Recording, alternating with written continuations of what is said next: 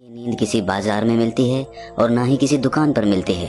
भागदौड़ भरी इस जिंदगी में आदमी सिर्फ कमाने पे ही ध्यान देता है।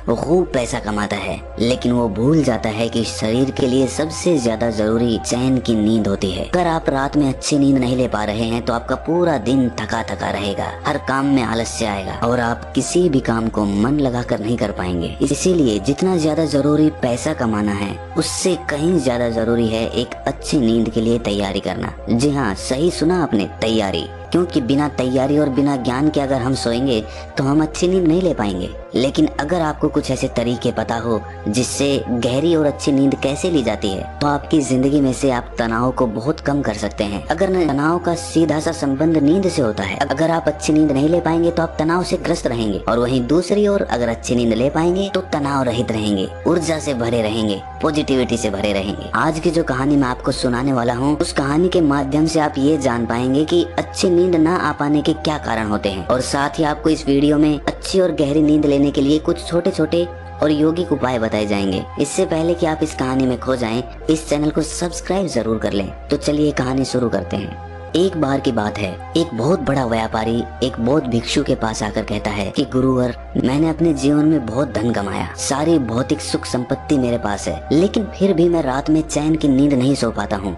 इसी वजह से मेरे अंदर तनाव बना रहता है, मैं गुस्से में भी जल्दी आ जाता हूँ और मेरी जिंदगी सही तरीके से नहीं चल पाती। क्या आप नींद के संबंध में मुझे कुछ बता सकते हैं? उस बौद्ध भिक्षु ने कहा कि इस सवाल का जवाब मैं तुम्हें एक कहानी के माध्यम से देता हूँ। ये कहानी महात्मा बुद्ध के बारे में है। महात्मा बुद्ध जब भी रात में सोते थे तो वो एक ही अवस्था में सोते थे, और जिस अवस्था में वो सोते थे उसी अवस्था में पूरी रात सोते रहते थे। वो अक्सर अपने बाईं ओर करवट लेकर सोते थे और रात में सोते वक्त उनके शरीर का कोई भी हिस्सा नहीं हिलता था।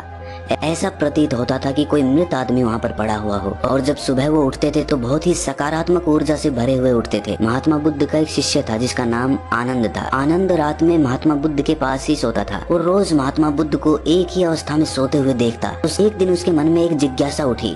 उसके मन में ये सवाल उठा कि महात्मा बुद्ध एक ही अवस्था में पूरी रात कैसे सो सकते हैं? ना तो उनका हाथ हिलता है, ना उनका पैर हिलता है। आखिर इस बात का क्या रहस्य है?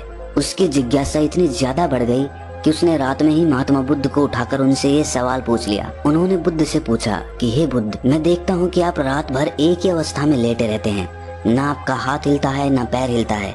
ऐसा प्रतीत होता है कि कोई मृत आदमी लेटा हुआ है। जबकि जब हम रात को सोते हैं तो हम रात भर करवटें बदलते रहते हैं, कभी हमारा हाथ हिलता है, कभी हमारा पैर हिलता है, और इसी कारण शायद हम एक गहरी नींद नहीं ले पाते हैं। मुझे ये बताने की कृपा करें कि आपका एक ही अवस्था में सोने का क्या राज है? ये सुनकर बुद्ध ने आनंद से पूछा, जब तुम रात में करवटें बदलते हो तो क्या तुम्हें रात में मालूम होता है कि तुम करवटें बदल रहे हो? ये सुनकर आनंद ने कहा कि नहीं बुद्ध, ये तो हमें सुबह उठने के बाद पता चलता है कि जिस अवस्था में मैं सोया हुआ था, सुबह मैं उस अवस्था में नहीं उठा। रात में तो मुझे पता ही नहीं चलता कि मैं करवट बदल रहा हूँ या नहीं बदल रहा हूँ, क्योंकि उस वक्त तो मैं नींद में रहता हूँ। ये सुनकर बुद्ध कहते हैं कि तुम रात में ही नहीं सोते रहते, तुम दिन में भी सोते सोते ही काम करते हो। जब तुम दिन में ही होश पूर्वक नहीं जी पाते तो रात में होश पूर्वक कैसे सो सकते हो? अक्सर तुम दिन में भी सोते सोते ही काम करते हो और इसीलिए रात में जागृत नहीं हो पाते। और वहीं अगर मेरी बात है तो मैं रात में भी जागृत अवस्था में ही सोता रहता हूँ।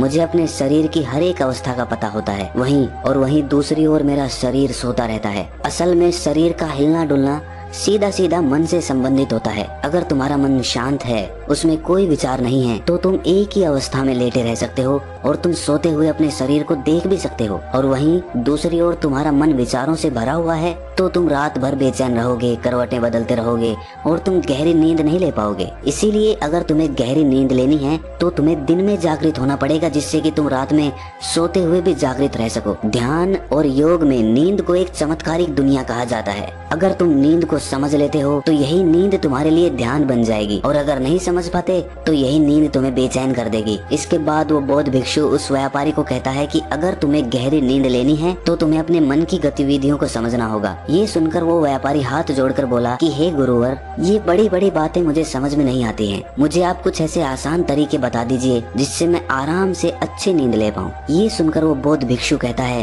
कि गहरी नींद न आने के मुख्य रूप से 7 कारण होते हैं। उस 7 कारण मैं तुम्हें एक एक करके बता रहा हूँ। इसमें से सबसे पहला और सबसे मुख्य कारण है सोने से पहले के विचार। जब भी हम सोने जाते हैं तो उससे पहले हमारे मन में बहुत सारे विचार चल रहे होते हैं और सोने के बाद हमारा अवचेतन मन सक्रिय हो जाता है। हम जिन विचारों के साथ रात में सोते हैं पूरी रात हमारे मन में वही विचार चलते रहते हैं। हमारा मन उन्हीं विचारों के पीछे दौड़ता रहता है और जब हम सुबह उठते हैं तो उन्हीं विचारों के साथ उठते हैं। इसीलिए अगर तुम सोने से पहले नकारात्मक विचारों के साथ सोते हो तो सुबह तुम तनाव से भरे हुए और थके थके जगोगे। इसीलिए अगर तुम रात में नकारात्मक विचारों के साथ सोते हो तो पूरी रात तुम्हारा मन उन विचारों के पीछे दौड़ता रहेगा और उन पर काम करता रहेगा और जब सुबह तुम उठोगे तो उन्हीं विचारों के साथ उठोगे। इसीलिए तुम पाते हो कि किसी किसी दिन तुम सुबह उठते हो तो तुम बहुत थका थका महसूस करते हो, शरीर में कोई जान ही नहीं होती है, कुछ काम करने का मन नहीं होता है।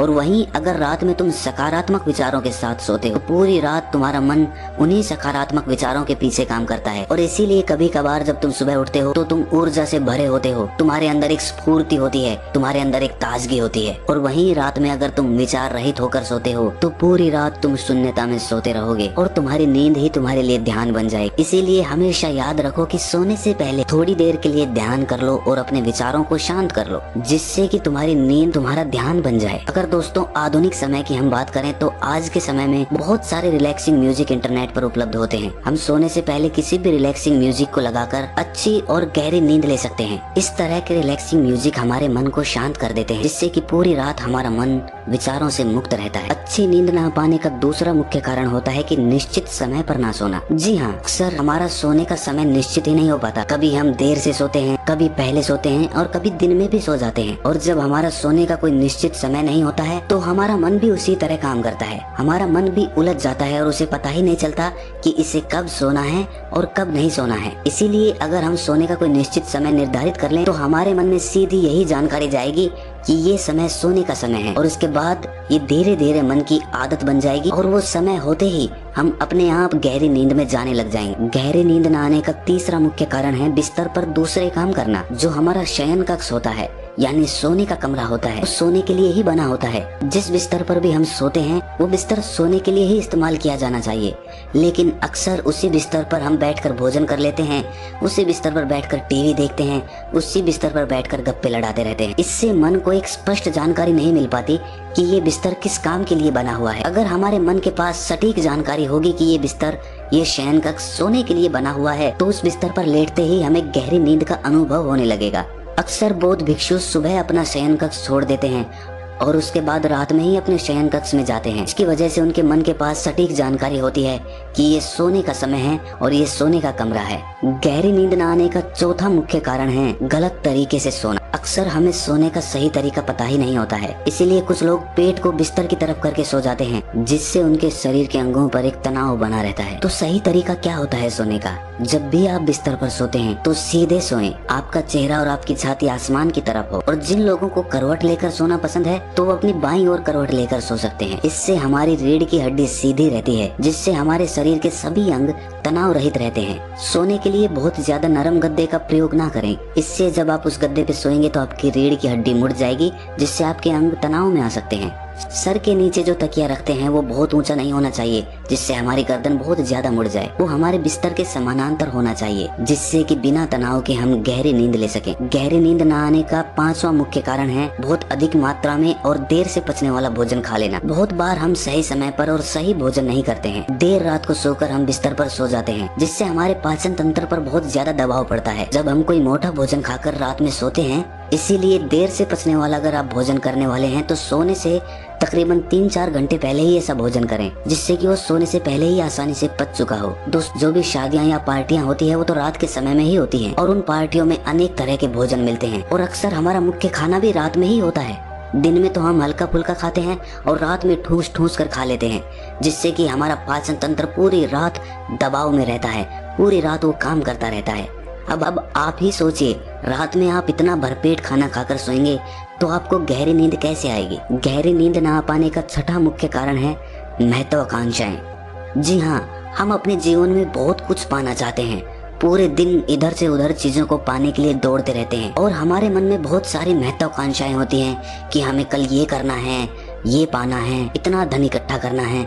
इसी वजह से जब रात में सोते हैं तो हमारा मन उन्हीं महत्वाकांक्षाओं के पीछे, उन्हीं सपनों के पीछे भागता रहता है, जिसकी वजह से हम गहरी नींद नहीं ले पाते हैं। सोने से पहले ये जरूरी है कि आप कुछ मिनट बैठकर ये विचार करें कि आज का मेरा पूरा काम समाप्त हो गया है, अब कोई काम बाकी नहीं रहा, अब सिर्फ सोना बचा है, सिर्फ मुझे सोना है, इसके अलावा कोई काम नहीं बाकी रहा। जब आप ऐसा विचार करते हैं तो आप बिल्कुल खाली होकर बिस्तर में सोते हैं। गहरी नींद ना आ पाने का 7वां मुख्य कारण है नशा।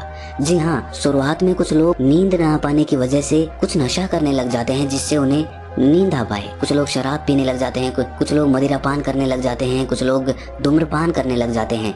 लेकिन धीरे धीरे ये उन लोगों की आदत बन जाती है जिससे जब तक उन्हें वो नशा नहीं मिलता उन्हें नींद नहीं आती। इसीलिए गहरी नींद में जाने के लिए किसी भी ऐसे पदार्थ का सेवन ना करें जिससे आपके शरीर को हानि पहुंचे और आपका शरीर और मन उसके बिना ना सो पाए। ये सुनने के बाद उस व्यापारी ने कहा कि गुरुवर, ये तो मुझे समझ में आ गया कि नींद ना आ पाने के मुख्य कारण क्या होते हैं, लेकिन कृपया करके मुझे कुछ ऐसे यौगिक उपाय भी बताएं जिससे मैं अच्छी नींद ले पाऊं। ये सुनकर वो बौद्ध भिक्षु कहता है कि सोने से पहले जरूरी है कि गुनगुने पानी से स्नान कर लिया जाए। जब आप स्नान करते हैं तो आप स्फूर्ति और ताजगी का अनुभव करते हैं, जिससे आपका मन भी शांत होता है और सकारात्मक होता है। स्नान करने के बाद जब आप अपने बिस्तर में सोने के लिए जाते हैं तो आप एक गहरी नींद में जाने के अधिकारी हो जाते हैं। और साथ ही जिस कमरे में आप सोते हैं उसमें किसी जैविक तेल का दीपक जरूर जलाएं जिससे उस कमरे की ऊर्जा सकारात्मक बनी रहे। जब हम अपने कमरे में कोई दीपक जलाते हैं तो उसी प्रकार हमारे मन में भी धीरे धीरे एक दीपक का, एक प्रकाश का उदय होने लगता है। और साथ ही सोने से पहले तुम ध्यान कर सकते हो जिससे तुम्हारा मन विचार मुक्त हो जाएगा और तुम पूरी रात बिना विचारों के और बिना सपनों के आराम से सो सकते हो। इसी के साथ सोने से पहले तुम कुछ व्यायाम भी कर सकते हो। और सोने से पहले जरूरी है कि सारा काम खत्म कर लिया जाए ताकि मन को यह तसल्ली रहे कि मेरा सारा काम पूरा हो चुका है। अगर बिस्तर में सोएं तो सीधा सोएं या दाईं ओर करवट लेकर सोएं। तो ये कुछ मुख्य उपाय थे जिससे तुम गहरी नींद ले सकते हो। तो दोस्तों, कैसी लगी आपको ये कहानी कमेंट सेक्शन में जरूर बताना, और अच्छी लगी तो इस चैनल को सब्सक्राइब जरूर कर लेना। तो मिलते हैं अगली कहानी।